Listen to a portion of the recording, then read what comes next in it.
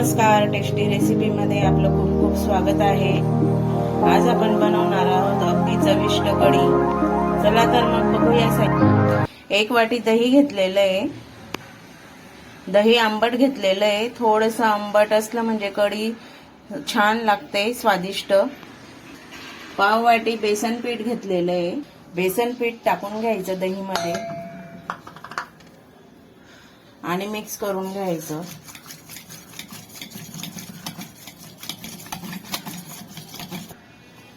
थोडं पाणी टाकून घ्यायचं, मिक्स करून घ्यायचं। आता पाणी टाकून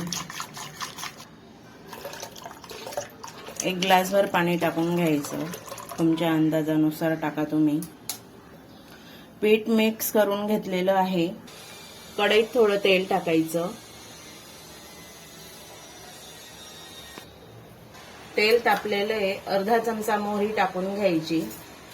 मोहरी चांगली तळतळली की जिरं टाकून घ्यायचं, अर्धा चमचा। हिरवी मिरची टाकून घ्यायची। तुम्हाला वाटल्यास तुम्ही मिक्सरच्या भांड्यात जाडसर वाटून घ्यायचं हिरवी मिरची, लसूण। मी कापूनच टाकते।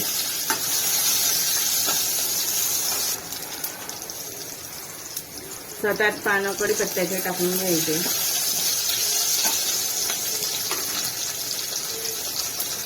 थोडा हिंग टाकायचा,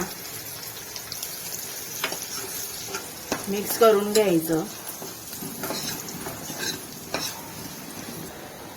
ताक टाकून घ्यायचं फोडणीमध्ये।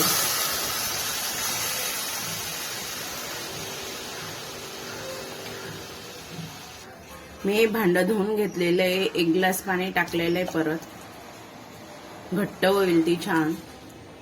कढी फुटायला नको म्हणून सतत ढवळत राहायचं तिला उकळी आल्यावर।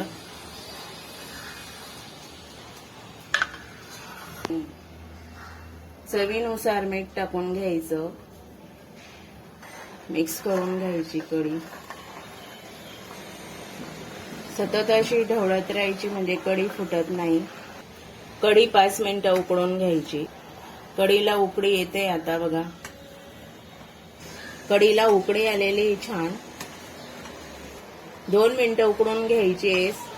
सतत ढवळायची कढीला म्हणजे कढी फुटणार नाही। कढी झालेली आहे। गॅस बंद करून घेऊया।